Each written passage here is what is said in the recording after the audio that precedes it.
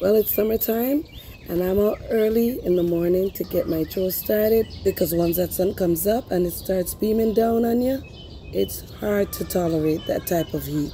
But either way, naturally, I'm just an early riser, just like the chickens are, because they're up and they're ready to get out in their outdoor run, and they will let you know. All right, I'm in the outdoor chicken run. The girls are ready to come out. So last night I raked up all this material here, and that's from grass clippings and stuff like that that are going to be composted and break down. I'm going to remove this because if I leave it here, the chickens are going to scratch in it again. And this is all mixed with poop, obviously, because they are in outdoor run all day and they drop their poop as they scratch and peck around in the outdoor run. They're so loud this morning, but I'm going to open up this window here for the meat birds. They have some feed and a little water. I'm going to clean this up. It's not too bad in here, but they're getting big, as you can see. They're getting chunky. So I'm going to open this up so we can get ample ventilation in here today. I'm going to go clean this all up right now before I let them out in their outdoor run. I'm just going to grab my necessary tools so I can get this job done. It's not anything specific or fancy. I just use what I have to my disposal and make it work. And a bit of advice for you, if you are not raising chickens yet and you're thinking about it, it's a lot of manual work, but it's work that's well worth it. And if you're into it that way, and if your intention is to do your best at it, you'll get the hang of it eventually. But it's a lot of hands-on, a lot of manual labor, and that's especially if you're doing it in a bigger capacity. If you have like 4 to 6 layers in a small area, then that's really manageable, especially for someone that's new to raising chickens and it's their first attempt at trying to do so while they're learning as they go along, experiencing the journey of raising chickens for the first time. Now I'm going to be straight up with you. Whether you're raising chickens, whether it's birds flying in the wild, whether it's ducks, whether it's turkeys, birds generally poop a whole lot. So it's a lot of cleaning for me personally, because I prefer to go about that route. Make sure I clean, come out here and clean every day. Even if I don't scoop it up and remove it, I make sure I get my leaf rake and I turn that material that's on the top layer to make sure that assists with breaking it down so the chickens are not wallowing in poop all day. Just imagine having a flock of like 12 to 20 birds, or even 30, because for quite a while I have been raising 30 birds in this facility right here for a few years.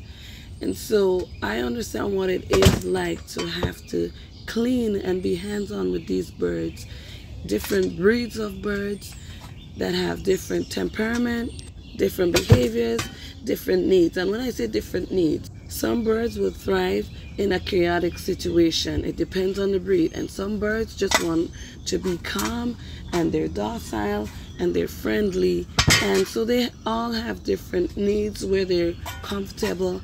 And you want to make sure you're able to provide that in a space where they all can thrive and coexist together, regardless of the variety of birds you're raising. And that's where adequate spacing comes in. So for me, the most important things for my birds are to make sure that they have adequate spacing, adequate ventilation, the proper diet, and that their coop and run is properly cleaned as to prevent parasites, both internal and external. And this is heavy because this stuff is wet. Let me show you what's going on in here. So it rained.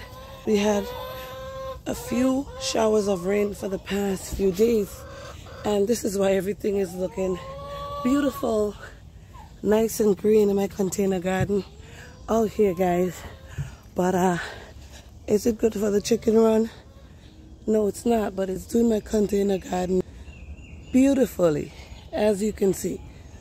But in the chicken run now, also because we now have the grape trellis running at the top, the grapes are doing beautifully. We got quite a few bunches of grapes growing, but the chickens are mostly out here during the daytime because of the shade at the top now. But the downside to this for me is that the amount of sunlight that used to be in here is not in here anymore. So this takes quite a longer time to dry off when it rains and when it pours a lot. So hence the reason I come out here and make sure it's nice and clean, that I get rid of most of the poop that's in here, since they're spending so much more time outdoors in the outdoor run. Their indoor run is nice and dry. As always, I'm gonna let them out. Let me close this gate. They're ready to come out, but they just want to be out here in their outdoor space. They just love being out here. And as you can see, the indoor run is nice and dry.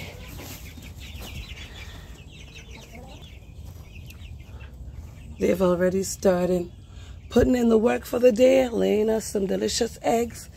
But with this poop being clean off the floor here, it lessens the chances of these birds coming down with parasites. And this is why I personally am willing to put in work to make sure that these birds stay healthy. So less poop, less worries.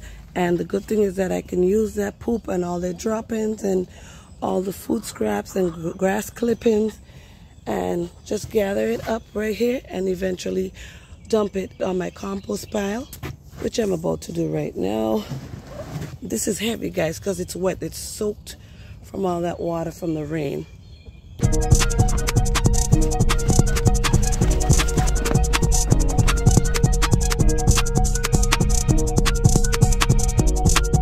Well, that surely was heavy, and that was some good cardio early in the morning to start my day. I don't necessarily have to go to the gym to get the cardio, but just working around here in the garden and taking care of my chickens, putting in all that manual work contributes to staying healthy. So there's a plus to all of this work that I'm putting in here without me even thinking about it. Now with this compost pile, I have to get it all heated up again because of all that rain. I'm pretty sure there's some heat in the middle. I just got to take my compost thermometer and check it. But this is going to be ready for next season. This here is already ready. This is from last year. It's not completely broken down. Ooh, sorry. It's not completely broken down. But as you can see, we have worms everywhere in this, still breaking it down. But for the most part, all the ammonia from the chicken poop and chicken pee has already broken down over the past year. And so this is fine to mix in with your soil and use in your raised garden beds or directly in your garden. And right here, these squash seeds, I'm not sure what variety they are, but they are winter squash, I believe, or winter some type of pumpkin. And so I'm going to probably transplant these in a different spot. I have my compost piles here. I have wood ash that I dumped here. I also have my compost tea, guys, and it is terrible. Really, really gross. I call it sludge because it thickens up. Even though I dilute it, it still thickens up more and more as the material in it breaks down. I also feed that to my container garden, my raised beds. I use my compost to mix in with the soil and keep my soil healthy because I want the earthworms in there, the microorganisms. I want them to do what they're supposed to do in nature. So I just feel like if I contribute to that, you know, that would encourage them. My compost tea going here. It's really gross. I already used so far 40 gallons, and I had those going since last year. As you can see, the color of it, it's black. So there's a lot of rotted materials in there, which I add things like grass clippings, chicken poop, eggshells, just leaves and weeds from the garden that I allow to break down and feed it to my garden. So this is what's going on here for today. I don't want to make this video too long. but there's a lot going on. It's a busy season for me. I'm doing things a little bit different because I like to experiment a whole lot in the garden. I don't necessarily show everything that I do, but I'm that person that has the time and learn from what I do and want to learn more. And so I'm willing to come on and share, whether it's a mistake I make or whether it's something that is actually gonna work. But so far, so good. I'm learning, I'm loving it, and I'm happy to share it with you. This is all for now, but I just had to show you guys the goodness that's going on here in my backyard, and I'm loving it. And this, guys, is just my back garden. I haven't showed you my fruit orchard with all the fruits on the trees, and I haven't showed you guys my front garden. And this is just yard space that I'm growing all this food in. It's way down to the front here, but I have a lot of goodness going on here, and it's keeping me busy, and I am loving it. I'm getting produce every day, whether it's herbs. I have a bunch of sweet peas going, and hopefully I'm able to have enough time to show more updates and encourage someone, if you're not growing, to grow your food, because there's a lot of reward when you grow your food yourself. You learn a lot, you experience a lot, and it's such a fulfilling feeling. As always, thank you for watching, and I'll see you again next time right here on Fifi's Urban Homestead and Lifestyle.